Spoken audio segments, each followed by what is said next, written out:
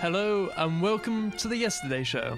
Now, just before our main interview, our correspondent is out in the field bringing us an exclusive report. Alex! Thanks, Dom. This week I've been sent to look at global warming, which, as I've been told by my producer, is really real.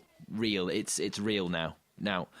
It's a commonly known fact that polar bears and penguins live on opposite sides of the world, except at the zoo.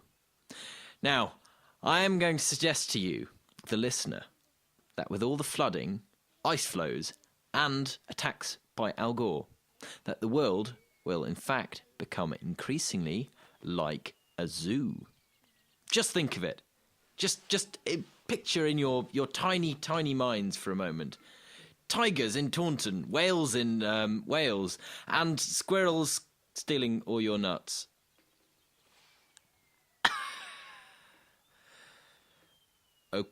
Okay, well, I'm here to interview the animals, and at the moment, I've just been able to get a very exclusive interview within the lion enclosure. Alex, isn't that a bit dangerous? So, lions, what are your opinions on global warming? And do you like my steak-scented aftershave? Well, we seem to have lost that line. Oh no! The lions appear to be eating me! Yes, yeah.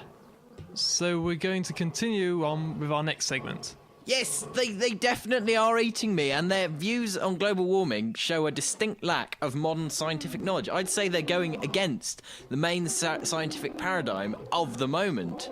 Bloody lions. Will someone please cut him off? Now, cut him. I'm uncovering the Great Lion Conspiracy. Arg!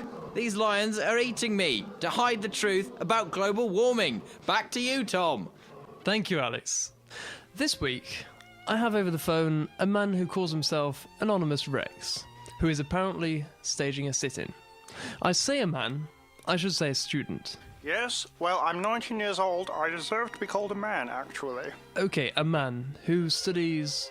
where? Yes, the University of Warwick. It's quite a prestigious institution, actually, and I'm in my first year.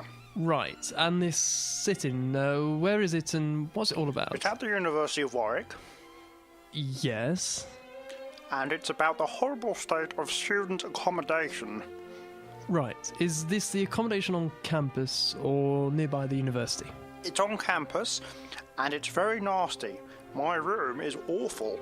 It's really small, crowded, it's not very spacious, tiny, compact, and on top of which, it's not very large. Mr. Rex, it is generally accepted that most student accommodation across the country is restricted in size. Well, it's not just the size, it's also the bad radiators, the thin walls, and the horrible view from my window. So, Mr. Rex, what are your demands? Well, I have four main demands, actually. Larger beds, larger rooms, warmer sheets, and complete nuclear disarmament. Right. Well, why did you wait till halfway through the academic year to make your grievances known, then? I have been making my grievances known already, but they kept ignoring me. I told them I needed some more light, and all they gave me was this shoddy desk lamp. I told them I needed an extra pillow. They said 3 was enough. I told them my sink needed cleaning. They told me to do it myself. If I had known the university was like this, I would have stayed at home. Right. So, why did you decide to organise a sit-in? I chose to organise a sit-in, Thomas, because I felt that, having tried to go through the legitimate university channels, they just wouldn't listen, and that this is the only option left to me. And how are the university looking upon this action? Well, the university haven't said anything yet. Right. Well, I suppose Warwick has a reputation for being a centre of student activism. How long has the demonstration been running for, and what's the atmosphere like there?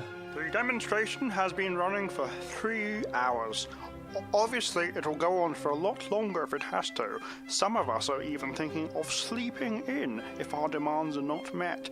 As for the atmosphere, yes, I do actually have a barometer here, and it is currently reading 1005 millibars and rising. No, I mean, what is the mood like? The mood. Well, it's fine at the moment.